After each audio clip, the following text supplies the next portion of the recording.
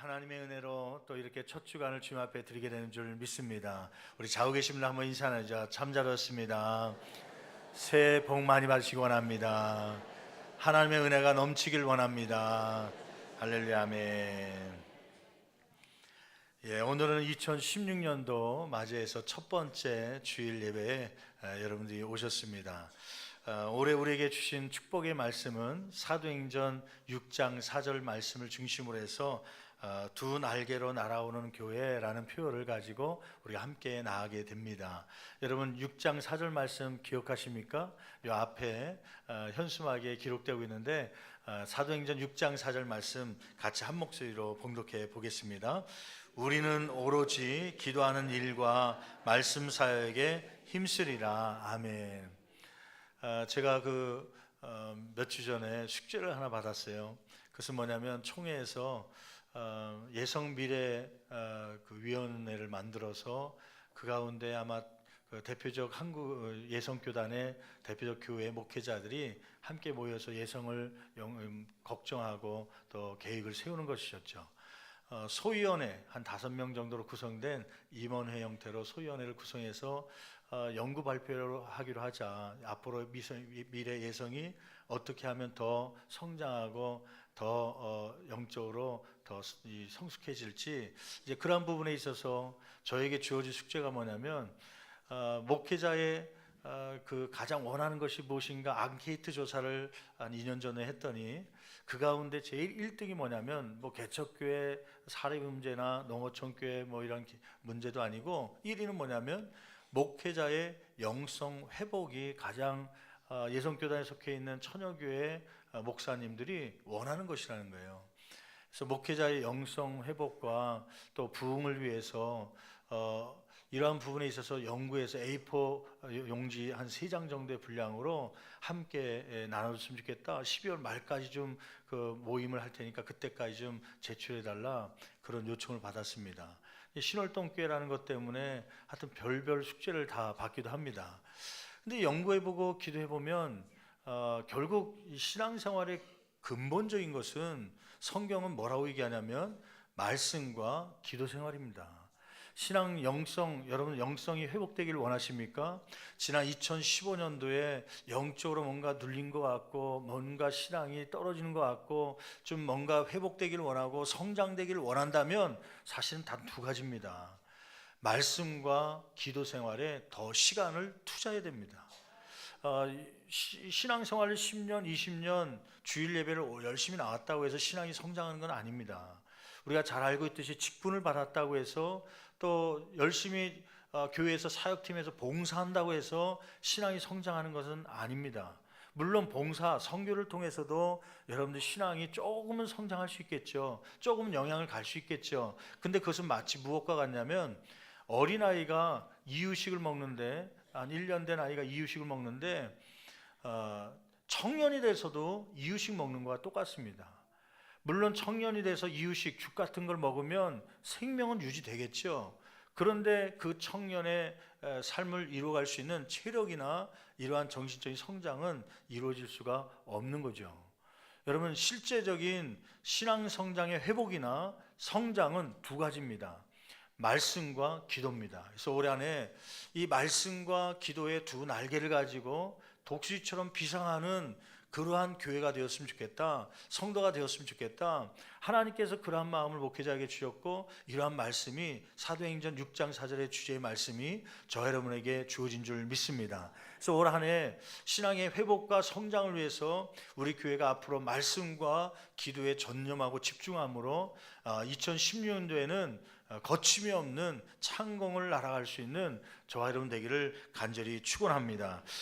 오늘 말씀 가운데 그 본문의 내용이 있는데 이 말씀이 어떻게 주어졌는지 그 초대교회 상황을 보면서 함께 은혜 받기를 원합니다. 먼저 첫째로 당시 초대교회의 상황과 교회 안에 발생한 문제는 무엇입니까?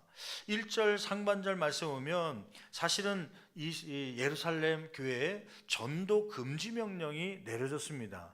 사내들인 공회라고 오늘날로 얘기하면 한국의 국회의사당처럼 국회의원들이 모인 곳이라고 생각하면 되겠죠. 사내들인 공회에서 이 전도, 예수의 이름을 말하지도 말고 전파하지도 말라 금지 명령을 내렸죠. 그럼에도 불구하고 쉬지 않는 사도들의 전도로 제자가 더 많아졌죠.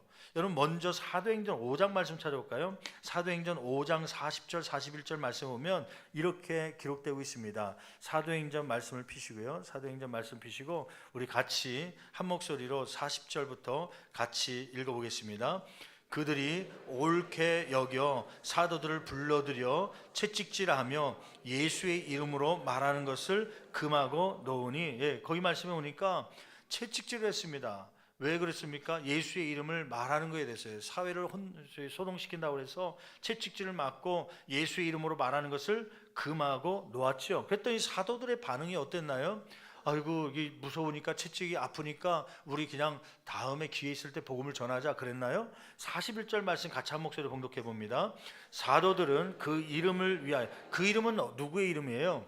예수 그리스도의 이름을 위하여 능력 받는 일에 합당한 자로 여기심을 기뻐하면서, 그러니까 예수 그리스도의 이름 때문에 능력을 받고 채찍질 받는 것이 너무 감사하고 기뻤다는 거예요. 슬픈 게 아니라 기뻤다는 거예요. 그래서 기뻐하면서 공회 앞을 떠나니라. 그 다음에 어떻게 했어요? 42절 같이 봉독합니다. 그들이 날마다 성전에 있든지 집에 있든지 예수는 그리스도라고 가르치기와 전도하기를 그치지 아니하니라. 예수는 그리스도라고, 예수는 그리스도라는 뜻은 무슨 뜻이에요? 구원자라는 뜻이잖아요. 예수님은 나의 구원자입니다. 그것을 가르치기와 전도하기를 그쳤다는 거예요? 그치지 않았다는 거예요? 그치지 않은 거예요. 무슨 법이 나왔는데도 예수의 이름으로 말하는 것을 금하는 법이 나왔음에도 불구하고, 국회에서 입법을 했음에도 불구하고 이 복음을 증거하는 것을 그치지 않았다고 하는 말씀이죠. 그랬더니 어떠한 역사가 일어났나요? 6장 1절 말씀입니다. 6장 1절 같이 한 목소리 봉독합니다.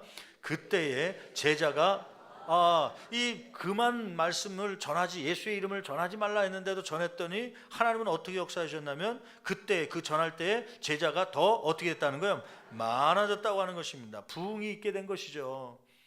이러한 초대교회에 부흥이 있었습니다. 그런데 부흥의 과정 속에서 본의 아니게 헬라파 유대인 과부들이 매일의 구제에 누락되는 사고가 터진 것이죠. 여러분 1절 중반절 말씀에 보면 그때 제자가 더 많아졌는데, 그 다음에 읽어볼까요? 헬라파 유대인들이 자기의 과부들이 매일의 구제에 빠짐으로 누락된 겁니다. 그래서 어떻게 됐다는 거예요? 히브리파 사람을 원망했다고 하는 것입니다.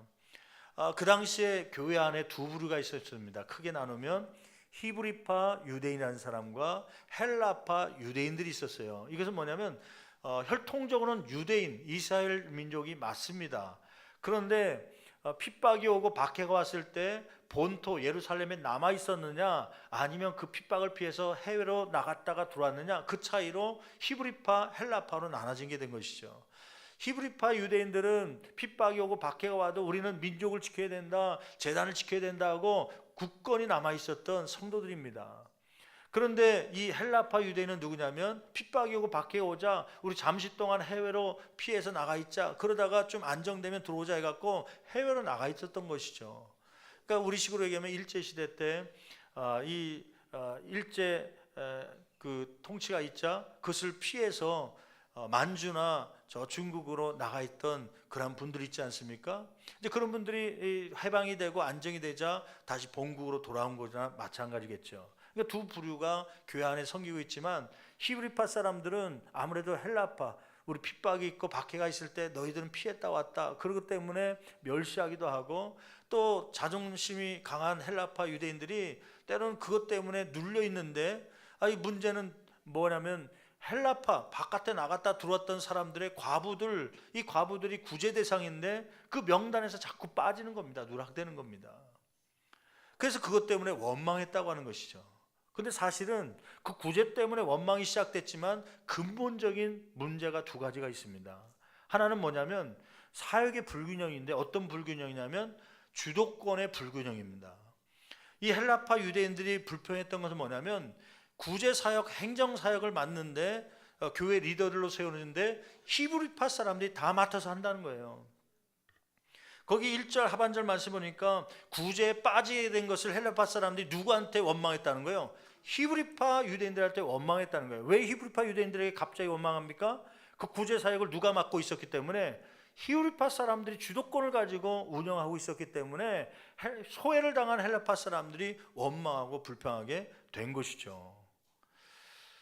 근데 사실은 더 큰 문제가 있습니다. 이 주도권이 한쪽으로 쏠렸다는 문제도 있지만 더 큰 문제는 뭐냐면 사회의 불균형인데, 그 2절 말씀에 이렇게 기록하고 있죠. 2절 말씀 같이 한 목소리로 봉독해 보겠습니다.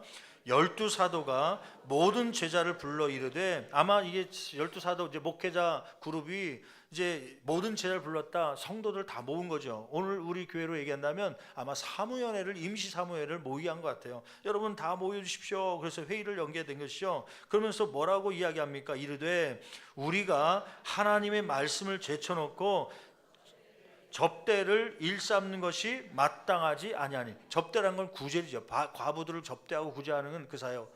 지금 무슨 문제가 생겼냐면 하나님의 말씀과 구제가 같이 가야 되는데요. 구제는 하나님의 말씀을 전하기 위한 도구 아닙니까? 그런데 지금 본질이 바뀐 거예요. 복음을 증거하기 위해서 구제 사역을 했었는데, 하나님의 명령에 따라서 과부를 돌보라는 명령에 따라서 그 사역을 감당했는데, 이 부흥되다 보니까 돕는 사람들이 많이 필요하고, 그러다 보니까 일손이 부족하다 보니까 말씀을 가르치고 증거하기보다는 이 구제 사역에만 집중하게 된 것입니다. 사역의 불균형이 이루어지게 된 것이죠. 그게 이 초대교회의 더 큰 문제였습니다. 그래서 사도들이 그 문제를 놓고 어떻게 해결되기를 원했습니까? 3절 말씀 보니까 이러한 문제를 해결하기 위해서 7사람을 택하여서 구제, 이 접대 사역은 그 사람들로 맡게 하자. 그리고 우리는 말씀과 기도 일에 전념하자. 그렇게 이야기하죠. 한번 3절 말씀 같이 한 목소리로 봉독합니다. 형제들아, 너희 가운데서 성령과 지혜가 충만하여 칭찬받는 사람 7을 택하라. 우리가 이 일을 그들에게 맡기고. 여러분, 이런 문제가 생기면 우리는 보통 어떻게 처리하나요? 만약에 우리 교회가 말씀 증거하고 막 해야 되는데 구제 사역하다가 한쪽 부류가 원망과 불평이 생겼습니다. 목사님, 왜 저 사람들과 일합니까? 왜 우리하고는 일 안 합니까? 왜 우리 구역들은 왜 이러한 일로 왜 도와주지 않죠? 막 그렇게 원망과 불평이 생기면 보편적인 교회는 어떻게 결정하냐면요, 여러분, 우리 괜히 그것 갖고 싸우지 말고 구제 사역 잠시 쉽시다. 그게 보통 결정하는 상황 아닙니까? 근데 이 초대교회는 하나님의 명령 2가지를 놓치지 않기를 원했어요. 하나는 말씀 증거하는 사역과 또 하나는 구제 사역. 이 구제 사역은 출애굽기에 나와 있었던 것처럼 22장 22절 말씀에 과부들을 도우라고 하는 그 하나님의 명령 따라 구제 사역을 같이 하는 것을 놓치지 않게 해서 2가지의 사역을 균형을 맞추기 위해서 해결하기 위한 방법을 세운 것이죠. 그것은 7사람을 세우는 것이었습니다. 둘째로 7사람을 선택하는 기준은 무엇이었죠? 한번 3절 상반절 말씀이니까 첫째, 무엇이 충만한 사람이에요? 성령이 충만한 사람이에요. 한번 3절 말씀 같이 한 목소리 봉독합니다. 형제들아, 너희 가운데서 성령과 지혜가 충만하여. 첫 번째 조건은 뭐냐면 성령이 충만한 사람을 뽑으라. 여러분, 성령이 충만하다는 것은 성령과 항상 교제를 나눈 사람입니다. 성령이 충만하는 것은요, 교회의 주인 되신 예수님의 뜻에 순종하는 사람들을 이야기합니다. 여러분, 교회는 어떤 사람이 리더가 되어야 되냐면 자기 생각과 경험으로 교회를 이끌려고 하는 것이 아니라 하나님의 성령의 인도하심에 따라 교회를 이끌려고 하는 사람들이 교회 리더로 세워져야 되고 교회에서 앞장서 일해야 될 줄 믿습니다. 저희 교회에서 이제 5년마다 임직자를 이제 뽑죠. 권사님 혹은 또 이제 장로님들을 세우게 됩니다. 그게 언제냐면 2017년도 5월 달이에요. 그래서 2016년 올해 이제 사무연회 12월 달 되면 이러한 권사님들 또 장로님 대상자들 놓고 우리가 투표함으로 기도하는 가운데 선출하겠죠. 문제는 이제 3월 달부터 이제 이 2달 후부터 저희가 이제 추천을 받아서 후보생들과 함께 말씀 공부 또 제자 훈련하면서 이 자질을 한번 교육해가면서 훈련받아서 그 사역자로서의 준비를 하는 것이죠. 문제는 뭐냐면 다른 준비가 다 됐을지라도, 다른 준비라는 것은 학력 혹은 재산 좀 넉넉하고 결혼도 하고 다 됐을지라도 무엇이 없으면 안 되는 거예요? 성령이 충만하지 않으면 그 사람은 리더로서 세울 수가 없습니다. 근데 반대로 다른 건 없더라도 물질도 없고 때로는 학력도 부족하고 때로는 여러 가지 어려움 가운데 있지만 그래도 하나님을 위해서 살려고 기도하는 가운데 성령이 충만하다면 그 사람은 무엇으로 세울 수 있는 거예요? 교회 리더로 세울 수 있는 것이에요. 여러분, 모든 직분자들이 이러한 성령의 충만함이 저와 여러분 가운데 있기를 간절히 축원합니다. 성령의 충만하는 것은 성령의 인도하심을 받겠다는 거 아니에요? 내 감정대로 저 사람 싫으니까 저 사람 빼주십시오, 그게 아니라 성령님은 뭐라고 말씀하시는지 그분께 기도하고 그 음성을 들을 수 있는 사람이 리더로서 세워져야 된다는 것이죠. 당회를 하는데 당회에서 자기의 생각은 이런데 내 경험적으로는 이런데 이렇게 하길 원합니다. 20명의 당회원이 있는데 각자의 생각대로 한다면 그 교회가 건강하게 자랄 수 있겠습니까? 교회는 그래서 성령이 충만한 사람이에요. 재직회가 있는데 재직회 안에서 자기의 생각대로 이렇게 했으면 좋겠습니다, 저렇게 했으면 좋겠습니다 하면 교회는 찢어질 수밖에 없는 것이죠. 성령님은 어떻게 말씀하실지 무릎 꿇고 기도하는 그러한 사람들이 많이 나와야 교회가 건강하게 성장하게 될 줄 믿습니다. 여러분, 7명을 뽑았는데 그 7명 가운데 누가 포함되냐면 빌립이라는 사람이 포함돼요. 그 다음 장에 보면 빌립의 이야기가 나오는데 빌립이 어떤 사역을 감당하냐면요, 여러분 사도행전 8장 26절 보면 주의 사자 성령님께서 빌립에게 나타나서 이렇게 얘기하죠. 주의 사자가 빌립에게 말하여 이르되 뭐라고 나와요? 일어나서 남쪽으로 향하여 예루살렘에서 가사로 내려가는 길까지 가라. 그런데 그 다음 구절이, 다음 낱말이 중요해요. 가라. 그런데 그 길은 어떤 길이었다는 거예요? 그 길은 광야라는 거예요. 갑자기 성령께서 나와서 빌립에게, 빌립아, 너 지금 예루살렘에서부터 그 가사라고 하는 곳으로 가는 길이 있는데 그 길로 가라. 근데 그 길은 광야입니다. 집이 한 채도 없어요. 편의점도 하나도 없습니다.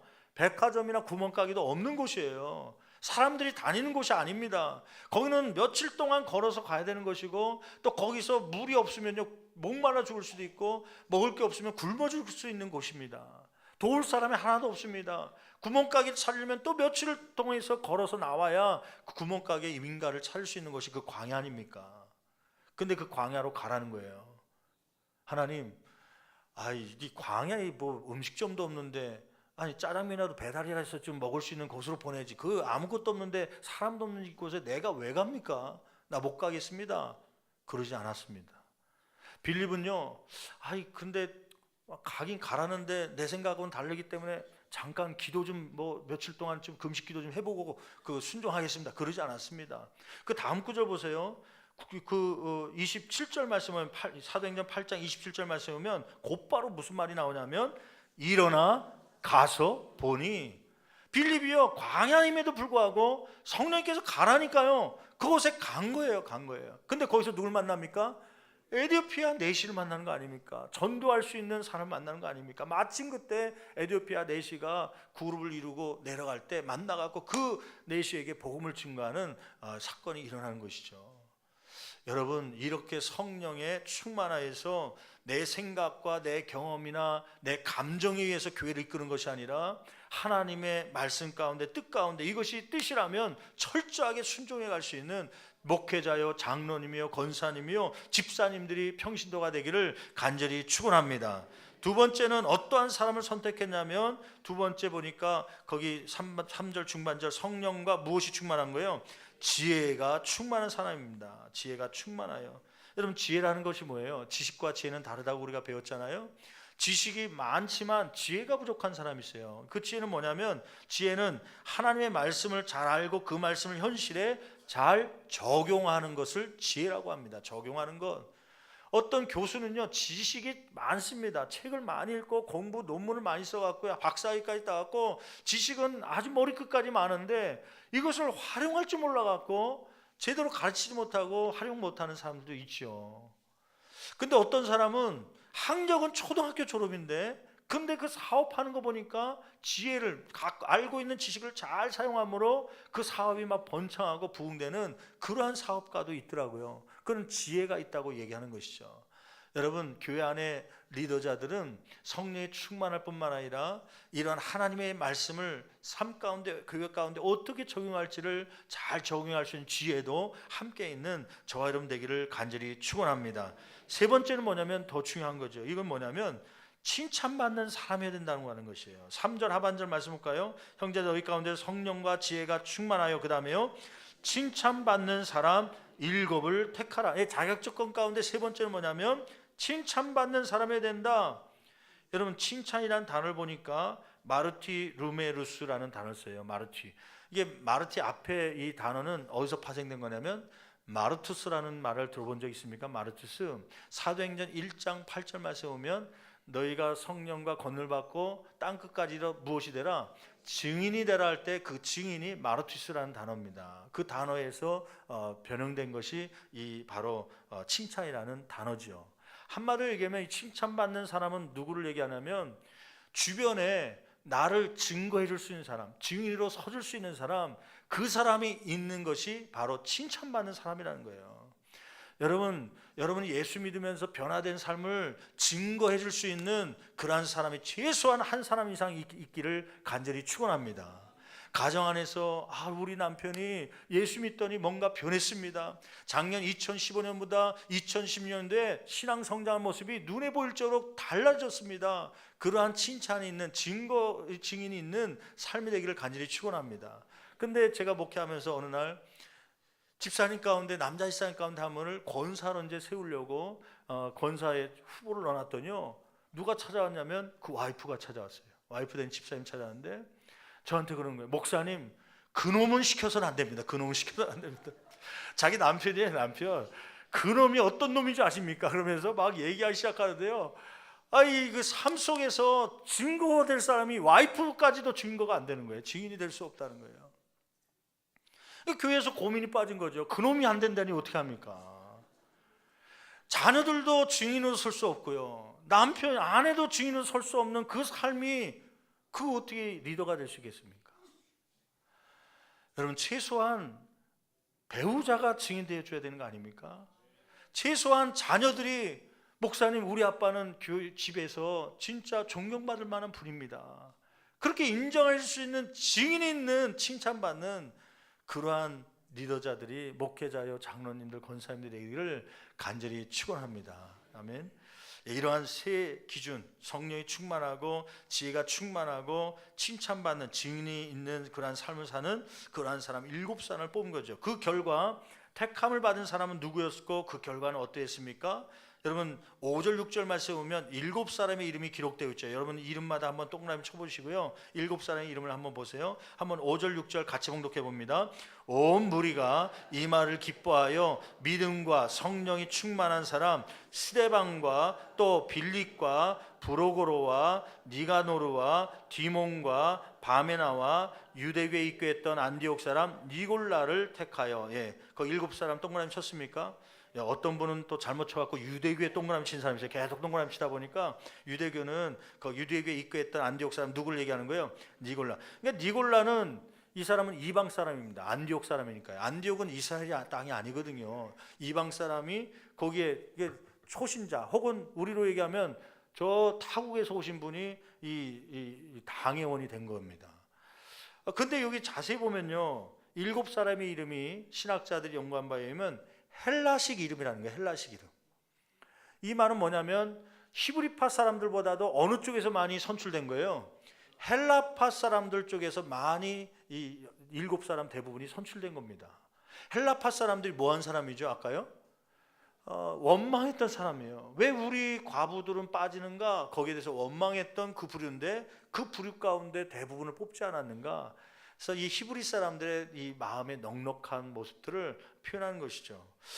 이렇게 7사람을 뽑았고 또 결과가 어떻게 됐다는 거예요? 7절 말씀 보니까 두 가지의 역사가 일어나죠. 첫 번째는 뭐냐면 하나님의 말씀이 점점 왕성해지면서 제자의 수가 더 심히 많아졌다고 하는 거 아닙니까? 7절 상반절 말씀 같이 한 목소리로 봉독하겠습니다. 하나님의 말씀이 점점 왕성하여 예루살렘에 있는 제자의 수가 더 심히 어떻게 됐다는 거예요? 많아졌다고 하는 것이에요. 여러분 잘 보세요. 지금 한번 질문해 볼게요. 이 초대교회 7사람을 선택해서 구제사역을 감당케 했습니다. 그리고 사람들의 숫자는 점점 많아지고 또 아울러 헌신하는 사람도 많아졌겠죠. 그러면 질문해 볼게요. 구제사역이 더 활발해졌겠습니까? 아니면 무뎌졌겠습니까? 더 활발해졌겠죠. 더 활발해졌겠죠. 그런데 성경은 분명히 말하는데 제자의 수가, 교회가 부흥된 이유는 구제 사역이 활발해졌기 때문에 부흥됐다는 거예요? 아니면 하나님의 말씀이 점점 왕성해졌기 때문에 부흥됐다는 거예요? 하나님의 말씀이 점점 왕성해졌기 때문에 그래서 제자의 수가 많아졌다고 이야기하는 것이죠. 중요한 포인트죠. 여러분, 교회가 본질, 이 말씀과 기도의 사역을 놓지 않기를 간절히 축원합니다. 또 한 가지, 하나님께서 명령하신 구제사역, 봉사사역도 같이 교회가 이끌어가기를 원합니다. 그런데 이 구제사역을 많이 한다고 해서 교회가 부흥되거나 제자 수가 늘어나는 게 아니라 무엇을 해야 되는 거예요? 그 같은 사역을 하지만 본질인 말씀과 기도에 집중해야 교회가 부흥되기도 하고 여러분의 신앙이 회복되기도 하는 것입니다. 집사님들, 권사님들, 장로님들 보다 보면 이 말씀과 기도의 사역에 집중하지 않고요, 봉사하시려고 하는 분도 있어요.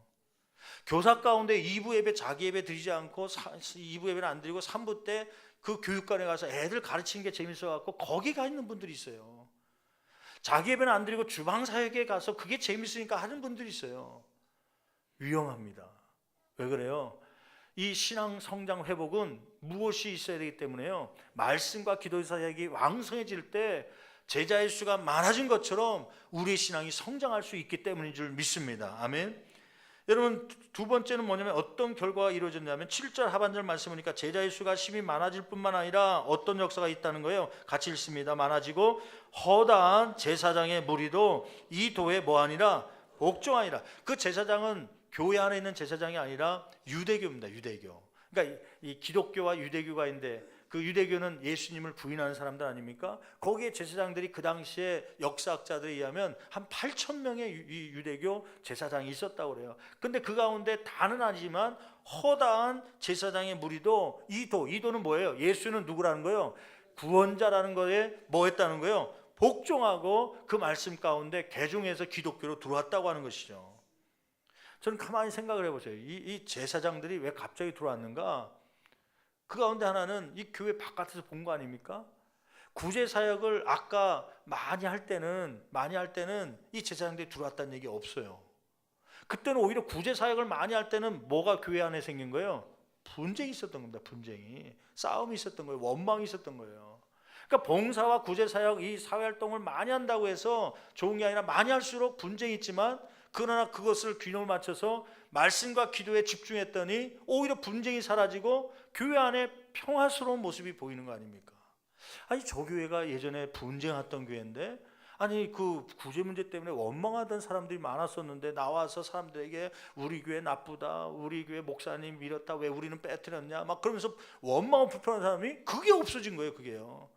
그러니까 유대교에 있는 제사장들도 신기하니까 그 교회가 어떻게 됐길래 이렇게 되는가 찾아오다 보니까 예수의 그리스도의 복음을 듣게 됐고, 그래야므로 이 제사장들이 개종하는 그러한 역사가 일어난 것이죠.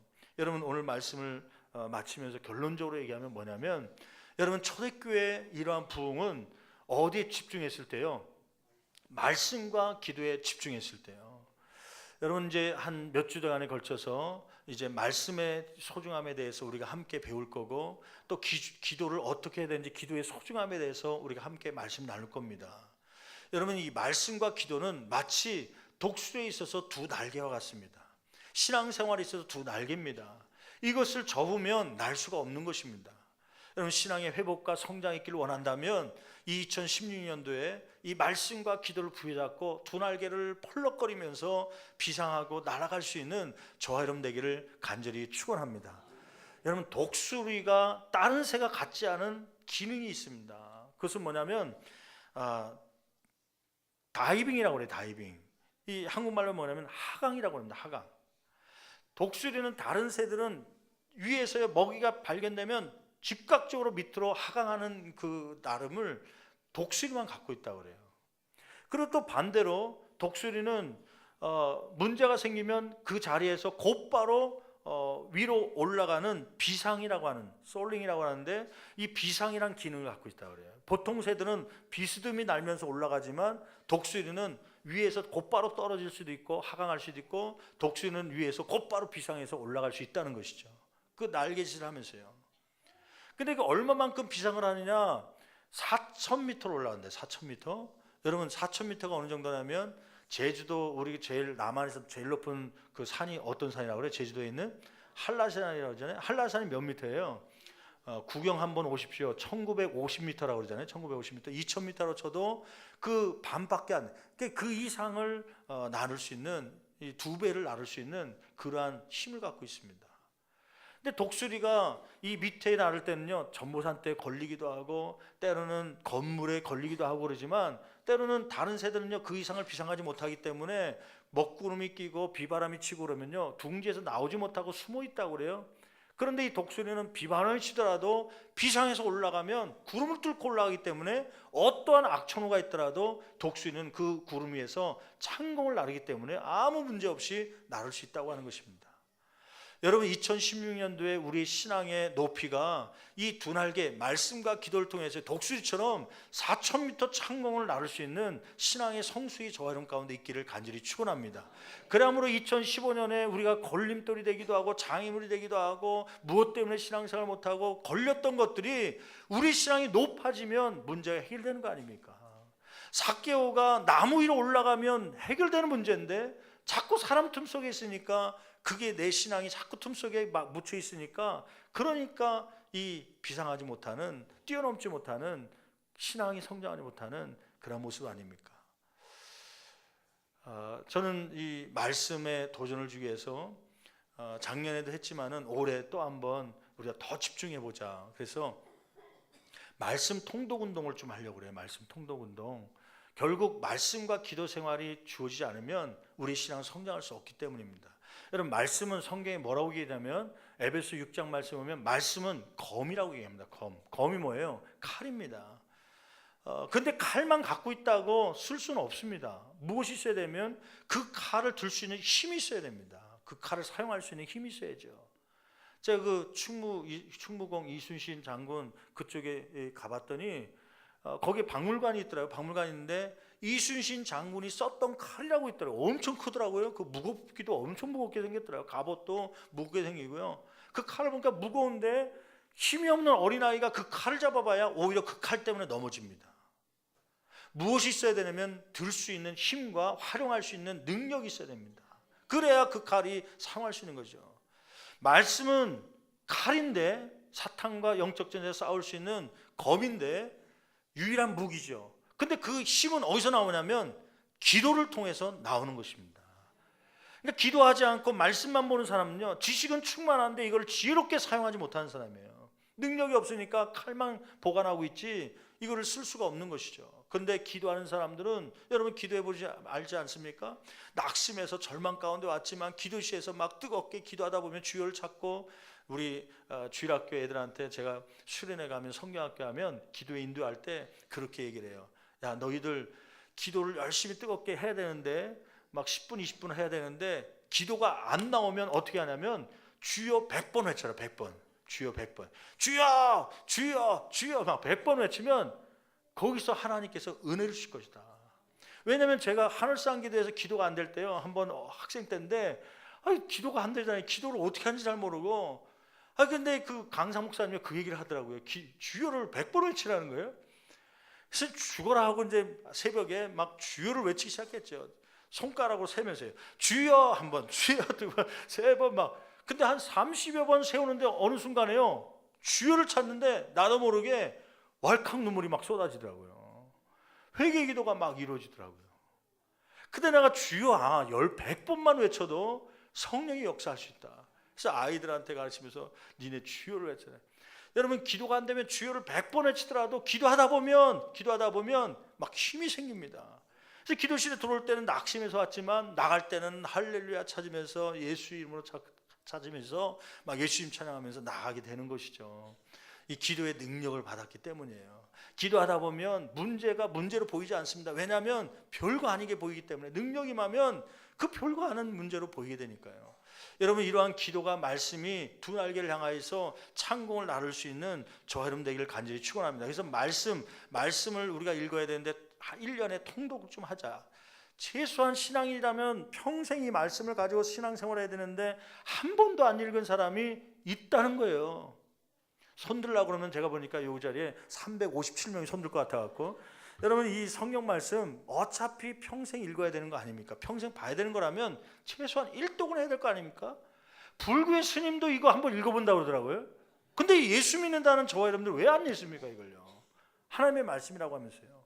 그래서 어떻게 하면 1독 할 수 있냐면 하루에 3장씩 읽는 거예요. 3장씩. 주일날은 몇 장이에요? 5장씩 읽으면 1독을 할 수 있어요. 그래서 오늘 인쇄소에서 지난주에 넘겼더니 시간이 안 돼서 이번 주 못 나온다고 그래서 다음 주 주보에 여러분 껴줄 텐데, 우리 교회 마크가 찍혀져 있는 하루하루 일정에 따라서 읽어야 될, 그러니까 첫째 날 1일은 창세기 1장부터 3장, 2일째는 4장부터 6장, 이렇게 해서 쭉 리스트가 있는 성경 통독표를 여러분이 나눠줄 거예요. 그러니까 다음 한 주 후에 받겠지만 지금부터, 오늘부터, 지금 며칠 지난 게 오늘이 3일이니까 몇 장까지 읽어야 되는 거예요? 창세기 9장까지 오늘 읽는 거예요. 그래서 쭉 읽다가 다음 주에 나눠드리면 거의 다 이제 읽은 거 체크표 하시고 그 순서대로만 하면 1독을 하게 되는 것이죠. 또 하나, 그렇게라도 못하면, 평일날 시간을 못 내면 우리가 그러면 4개월마다 한 번씩 통독 학교를 열자. 그래서 내년에는 웬만한 그 행사들은 좀 다 뒤로 하고 좀 스톱시키고 말씀과 기도 쪽에만 한번 집중해 보자. 우리 오늘 사회를 이성주 목사님이 섰는데 원래 임동훈 목사님이 서야 되는데 임동훈 목사님이 입원하셨어요. 왜냐하면 신장염이 와갖고요.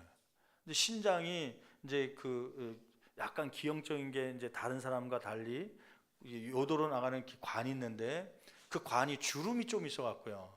좀 이게 건강할 때는, 피곤하지 않을 때는 이게 콩팥에서 이제 불순물들이 이제 빠져나가는데 좀 피곤하고 과로하면 거기에 불순물들이 모여갖고요. 그게 돌이 되기도 하고 염증이 돼갖고, 연말연시 지나면서 일이 많아갖고요. 거기에 이제 막 기능이 제대로 작동이 안 되니까 염증이 생겨갖고, 지난 주일날 막 열이 올라가갖고 막 주일날도 그냥 사무실 갔더니 고릴라 한 마리가 이렇게 걸어가는 것 같아갖고, 누군가 했더니 부목사님이 아주 힘 빠져갖고, 그래서 수요일까지 버티다 병원에서는 감기라고 그래갖고 감기인 줄 알았는데 나중에 수요일날 가서 검사해 보니까 신장염이 왔다 그래서 지금 병원에 입원해서 이제 치료받는 중인데, 어저께 신방 가 보니까 열이 좀 이제 많이 떨어지시고 염증 수치도 이제 많이 잡혔다 그래요. 이제 열이 떨어진 뒤로 한 24시간 이상이 열이 올라가지 않아야 되는데, 이제 어저께 태어날 줄 알았는데 그저께 조금 열이 조금 올라갔고 한 번 더 주일 지나서 월요일이나 주 초에 퇴원했으면 좋겠습니다. 그렇게 의사 진단이 있어서 다음 주 초에 이제 퇴원할 계획을 갖고 있다는데요. 하여튼 뭐 일이 그냥 많다 보니까 연말에 또 혼자서 감당해야 될 부분이 있으니까 체력적으로 버티지 않았고요. 그래서 이제 고민하는 게, 내년도에는 하여튼 신앙의 기본으로 한번 돌아가 보자. 기본으로 말씀과 기도 생활, 교회적으로 하여튼 선포하고 개인도 한번 말씀과 기도 쪽으로 한번 집중하고, 다른 거 다 뭐 뒤로 하고요. 쓸데없는 거 다 한번 접고 한번 집중해 보자. 그래서 성경 통독과 그 다음에 통독 학교를 4개월에 한 번씩, 그래서 3월 달인가 4월 달에 계획되어 있는데, 토요일 날 아침 8시에 와갖고 저녁 하여튼 6시 7시까지요. 아침 다 줄 테니까 아침에 이제 와갖고 기도실에서는 아니면 본당에서 모이면 인원수에 따라서 장소가 달라지겠지만, 이제 이게 사람이 할지 테이프를 할지 모르겠지만 사람이 하게 되면 이제 창세기는 누가 맡고 출애굽기는 누가 맡고 그래서 그분이 한 달 동안 잘 연습해 갖고요. 이제 끊어지지 않도록 대체 하나님이 천지를 창조하시나 막 읽어가면은 뒤에서 이제 앉아 있는 사람 눈으로 보면서 출처가면서 이제 듣는 거예요. 아침 8시부터 토요일 날 하루 종일 하면 밥 30분 정도 먹고 계속 하면요. 구약 반을 때울 수 있습니다. 반. 그러니까 1년에 4개월에 한 번씩 하면 3시간, 토요일 날 3시간, 3일 정도를 헌신하면 구약 반, 구약 또 나머지, 그 다음에 신약은 하루에 다 되거든요. 그래서 한 번 이 3일 동안 헌신하면 일독하게 될 정도로. 그래서 한번 그렇게라도 해보자. 작년에 우리가 성경 통독을 했는데 지금 행정적으로 보고 들어온 거 보니까 1등이 누구예요? 신봉남 권사님이 8독 하셨다고. 8독. 팔도. 연세가 지금 80세 가까이 되셨는데 눈이 침침한데도 그렇게 다 팔도 갈 정도면 충분히 할 수 있죠.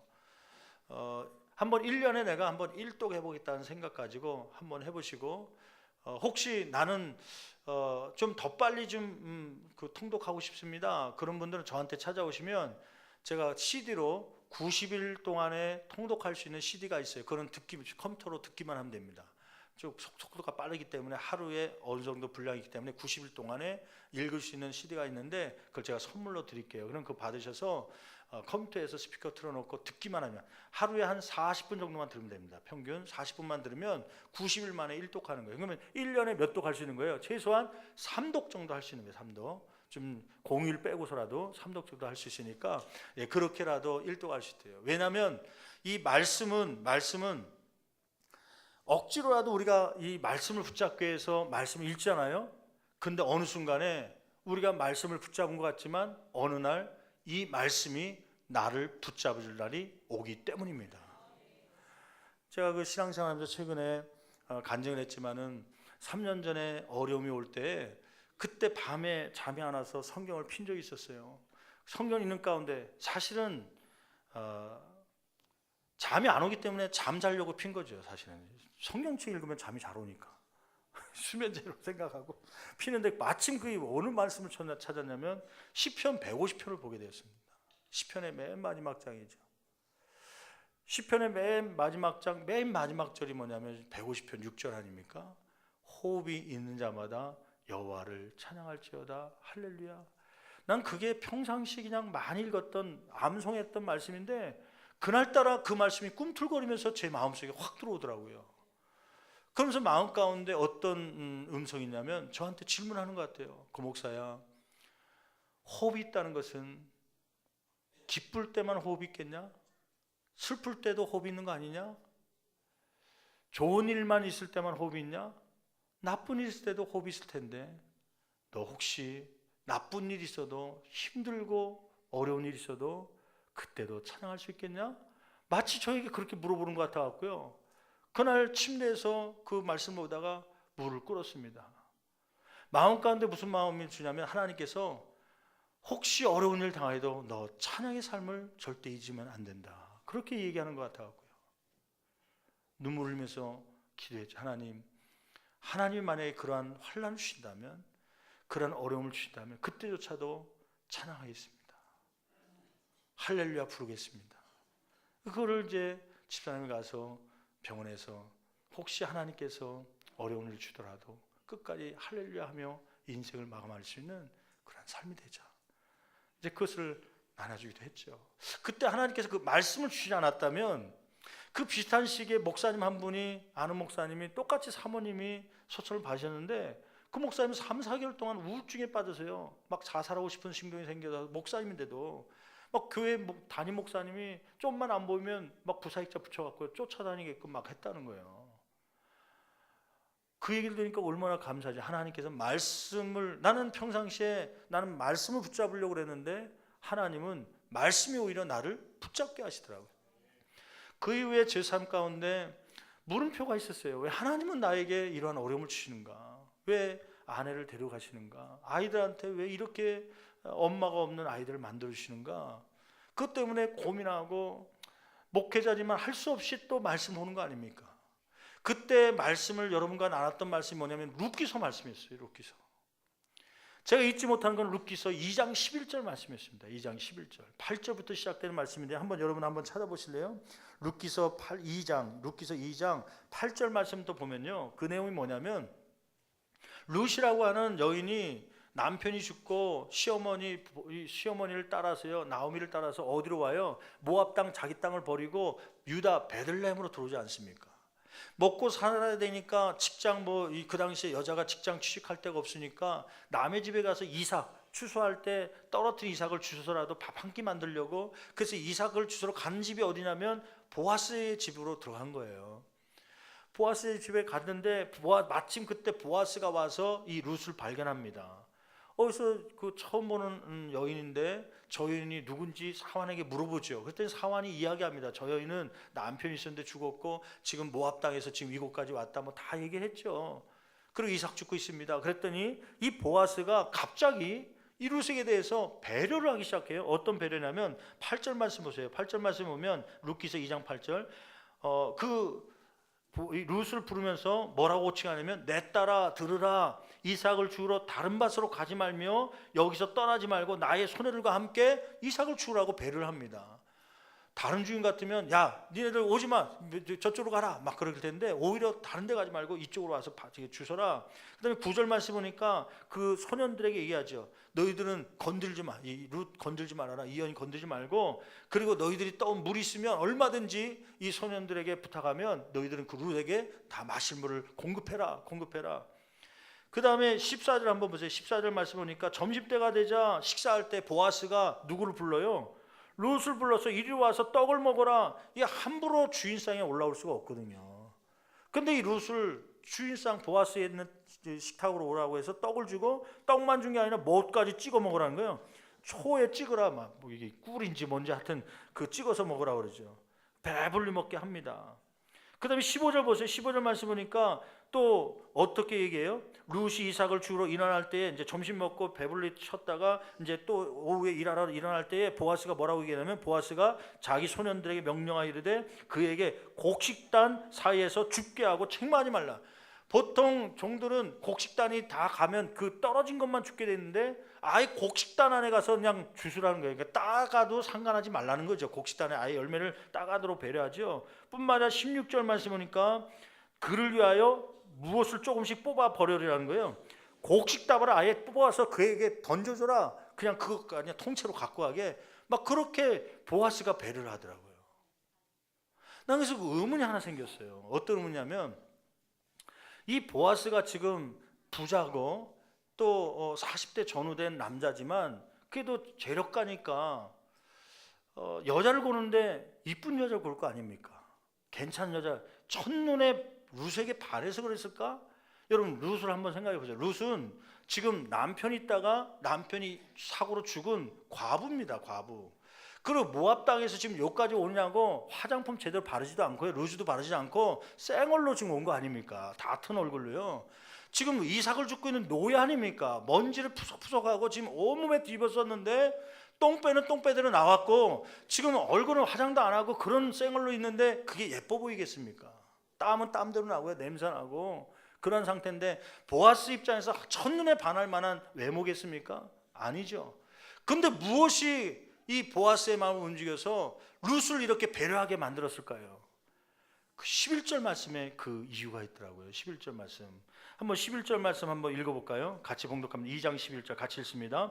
보아스가 그에게 대답하여 이르되 네 남편이 죽은 후로 네가 시어머니에게 행한 모든 것과 네 부모와 그 밑줄 한번 보실래요? 네 부모와 고국을 떠나 전에 알지 못하던 백성에게로 온 일이 내게 분명히 알려졌느니라.